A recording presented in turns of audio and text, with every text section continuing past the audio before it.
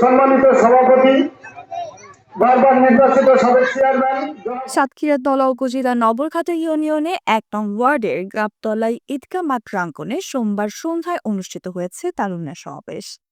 অনুষ্ঠানে প্রধান অতিথি হিসেবে ছিলেন নবরঘাটা ইউনিয়নের বিএনপির সভাপতি ও ইউনিয়নের সাবেক চেয়ারম্যান মোহাম্মদ আলী সর্দার।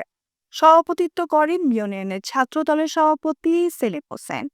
বিশেষ অতিথি হিসেবে উপস্থিত ছিলেন তলা উপজেলার যুব দলের সদস্য সচিব শেখ মোস্তফা মহসিন মন্টু, যুগ্ম আহ্বায়ক আনিসুজ্জামান আনিস, ইউনিয়নের বিএনপির সাধারণ সম্পাদক নাসিরুল জুলফিকার খোকন, যুগ্ম সাধারণ সম্পাদক আক্তারুজ্জামান মোড়ল, তলা উপজেলার বিএনপির সাবেক সহ সাংগঠনিক সম্পাদক প্রভাষক আতাউর রহমান আতা, ইউনিয়নের যুব দলের আহ্বায়ক মোহাম্মদ এরশাদ মিলন, সদস্য সচিব মাসুম বিল্লাহ বাচ্চু এবং সিনিয়র যুগ্ম আহ্বায়ক মোহাম্মদ হোসেন।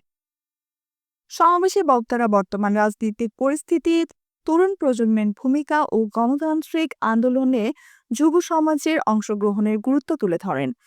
একই সাথে সাতক্ষীরার এক আসনের কলরোয়া সাবেক এমপি হাবিবুল ইসলাম হাবিবের দ্বারা উন্নয়নের লিফলেট বিতরণ করে ধানের শীষে ভোট দিতে বিএনপিকে বিজয়ী করার আহ্বান জানান বক্তারা। পুরো অনুষ্ঠান সঞ্চালনা করেন ইউনিয়নের ছাত্রদলের সাধারণ সম্পাদক তুষার। Nusrat Jahan, এফবিএন news desk.